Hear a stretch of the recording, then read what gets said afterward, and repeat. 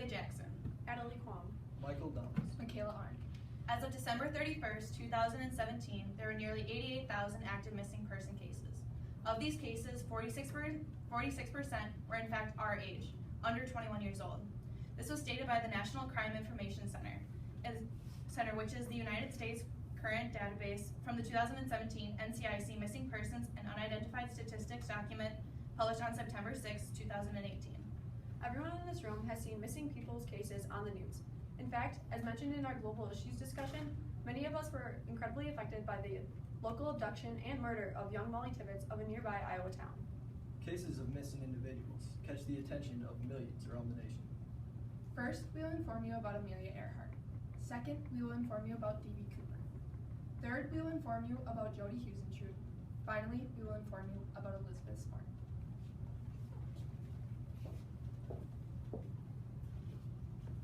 Amelia Earhart took a large role in the developing field of aviation.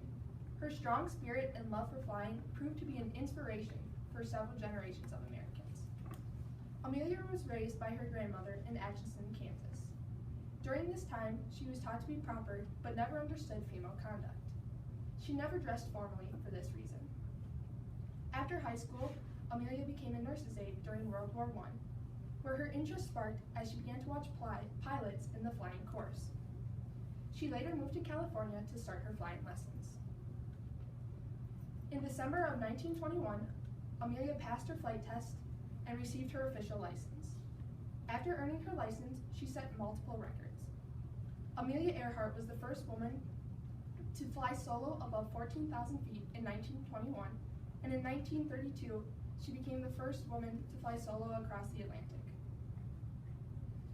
This achievement brought Amelia into the public eye. Her dream was to become the first person to ever fly solo across the world. Amelia's first attempt failed. On June 1st, 1937, Amelia Earhart and her navigator Fred Noonan departed from Oakland, California on the 29,000-mile journey around the world for her second attempt. According to Fred Anderson, a member of the American Aviation Historical Society, for 10 years, in the book, Northrop, An Aeronautical History, published on June 27, 2016, the pair flew a twin-engine Lockheed 10E Electra, the most advanced airplane of its time. After 29 days of flying, they touched down in Lane, Guinea. They had 7,000 miles left to fly over the Pacific Ocean before reaching their goal. The plane required landing on Howland Island, which was located between Hawaii and Australia. The island was only 1.5 miles long and half a mile wide, which made it difficult for landing. On July 2nd, 1937, the pair took off from Lane. During their flight, they encountered multiple problems, such as overcast skies, rain showers, poor radio connection, and inaccurate maps. The plane never made it to Howland Island. Amelia Earhart's last communication was at 8:43 a.m., where she said, "We are running north and south." They never heard from her again. The U.S. Coast Guard tried a rescue attempt and spent multiple weeks searching, but nothing was found. On January 5th, 1939, Amelia Earhart and Fred Noonan were declared legally dead. After the disappearance, many theories emerged.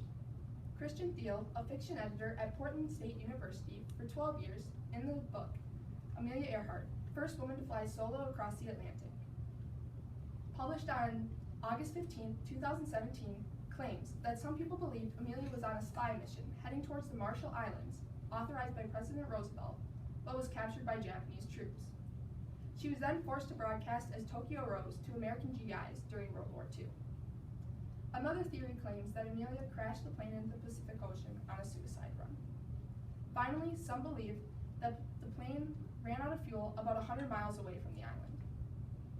Amelia Earhart is one of the most popular American aviators, and her disappearance remains one of the greatest unknown mysteries of the 20th century. Now that we understand the disappearance of Amelia Earhart, let's examine the disappearance of D.B. Cooper. D.B. Cooper went missing on November 24th, 1971. This information came from Stephen Chermak, criminal justice PhD, and professor at Michigan State University in criminology, in his book, Crimes of the Centuries, Notorious Crimes, Criminals, and Criminal Trials in American History, published in 2016. began when a man calling himself Dan Cooper purchased a one-way ticket for Flight 305 of Northwest Orient Airlines. The plane was supposed to take a straight trip from Portland to Seattle, but Cooper had other plans. Shortly after takeoff, Cooper handed a note to a flight attendant, which read, "Miss, I have a bomb, and I would like you to sit by me." He then opened a briefcase to reveal the bomb in which he spoke of. If the crew refused to comply with Cooper's every demand, he threatened to detonate the bomb. Flight 305 had been hijacked. In order to ensure that Cooper's demands were made clear, he transferred messages to the cockpit through notes which were carried by flight attendants. Cooper demanded $200,000 cash in a knapsack and 4 parachutes. He wanted these to be ready when they landed in Seattle, so in order to add flight time, he instructed the pilot to turn back towards Portland, then circle around to Seattle. The passengers were told that this was made due to a mechanical issue, as they were not to be made aware of the hijack. The plane would refuel at the airport, and the time of arrival was to be 5 o'clock. After landing, Cooper exchanged the 36 passengers for the money and parachutes. According to Thomas Colbert, writer and winner of the Independent Publisher Book Award for True Crime, in his documentary, D.B. Cooper, Case Closed, published in 2016, the pilot was now made aware that he was to fly to Mexico City.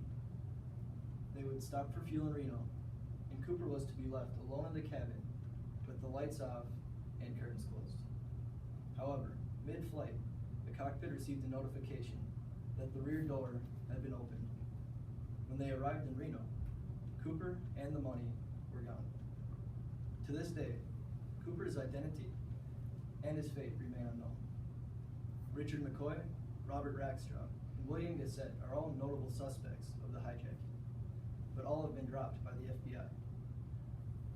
Today, the only face that Cooper is known by is this crime sketch, drawn based on reports by witnesses. He is shown both with and without sunglasses, as he was seen both ways that day. Some key evidence has been confiscated involving the Cooper case. On the night of the 24th, Cooper left behind a black clip-on tie before jumping from the plane. A series of similar style cut-and-paste letters also made their way to local newspapers in Reno, Portland, and even Vancouver. All fell within a week of each other, and the first was just 3 days after the hijack. All were from someone claiming to be Cooper.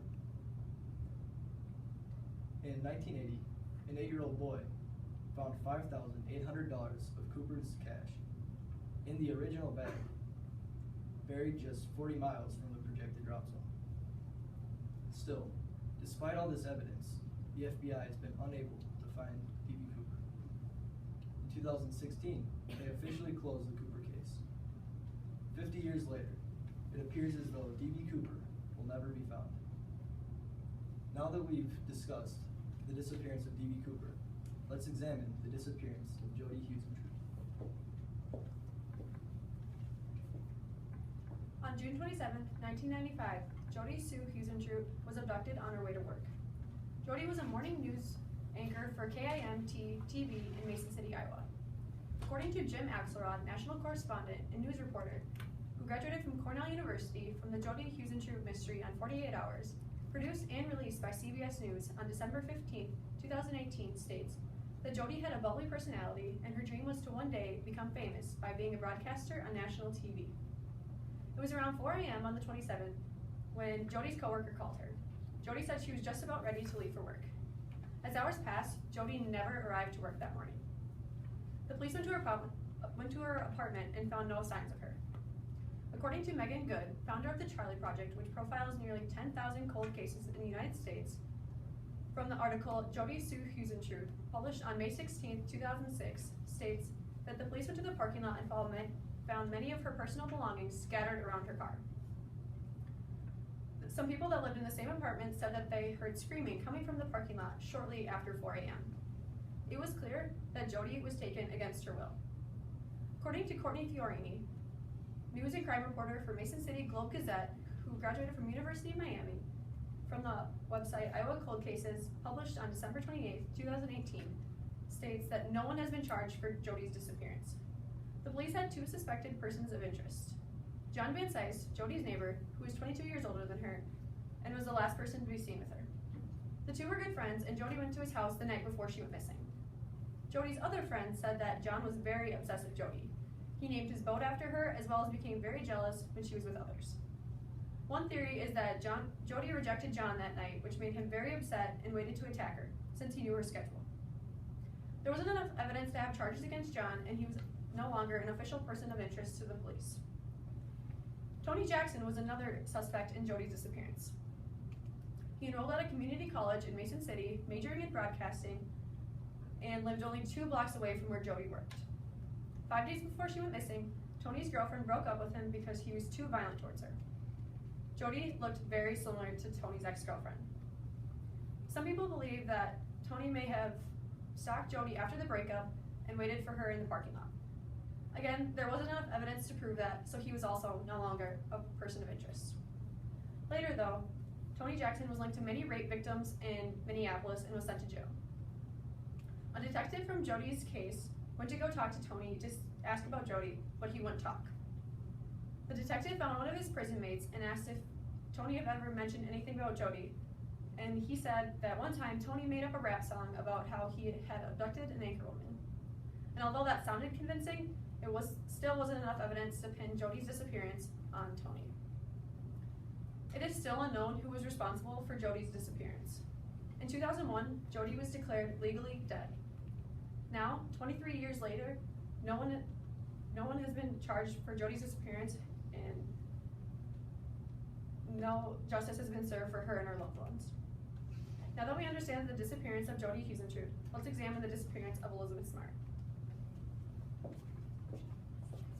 On June 5th, 2002, Elizabeth Smart was abducted from her home in Salt Lake City, Utah.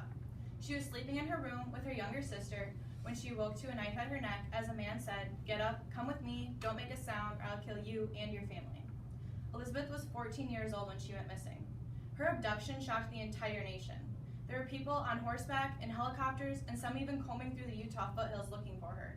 This was stated by Dirk Johnson, an award-winning journalist for 25 years at the New York Times, in the journal Newsweek, published in March of 2003. What these people didn't know was that Elizabeth was at a camp just a couple miles away from her home.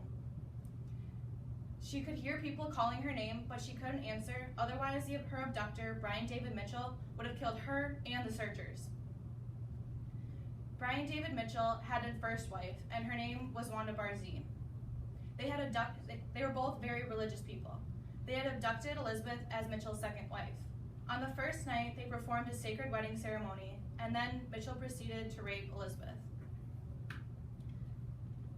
As I stated, Mitchell and Barzee were very religious people, so they changed their names to Emmanuel and Hepzibah.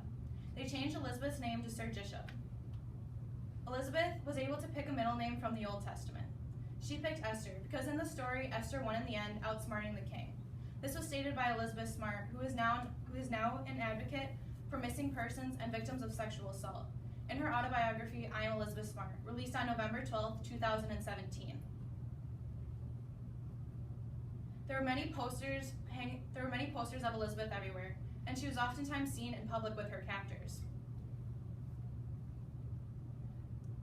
Mitchell and Barzee both didn't have a job, so they would oftentimes have to go to grocery stores to steal food and alcohol. Mitchell had once brought Elizabeth and Barzee to a party at his friend's apartment. There were many people that asked Elizabeth what her name was, but Elizabeth couldn't answer because Mitchell and Barzee would interrupt and say, "Don't tell." Elizabeth once said, "I was never physically chained up again, but what kept me on that mountain were the mental chains and the threatening of my family."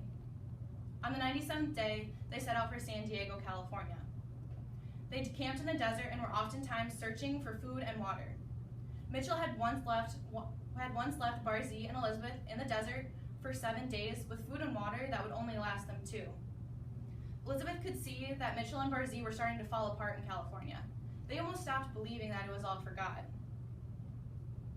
On the 270th day, Mitchell declared that it was time for them to move from California. Elizabeth had been listening to their made-up religion for quite some time now. and she found a way to convince Mitchell and Barzee to go back to Salt Lake City. They hitchhiked their way all the way to Sandy, Utah, and on March 12, 2003, Elizabeth was finally rescued. When she was rescued, she was wearing a gray wig and sunglasses. She was so scared that she even had a hard time saying, "I'm Elizabeth Smart." Some would say that Elizabeth had Stockholm Syndrome. Stockholm Syndrome is when the hostage sympathizes or even supports their captors. Elizabeth clearly stated that she never had Stockholm Syndrome. She despised her captors, and she inevitably made her rescue possible. In 2011, Brian David Mitchell was sentenced to life in prison for abducting Elizabeth, holding her captive, and raping her. Wanda Barzee was sentenced to 15 years in federal prison.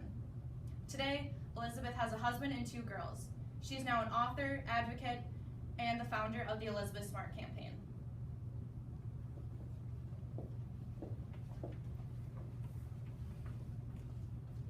Today we learned first about Amelia Earhart, and second about D.B. Cooper. Third, about Jody Huisentrude. Finally, about Elizabeth Smart.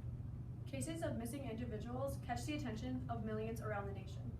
These things can happen in small towns like Zumbrota or Mazeppa. Any of us could be the next headline that catches the attention of millions.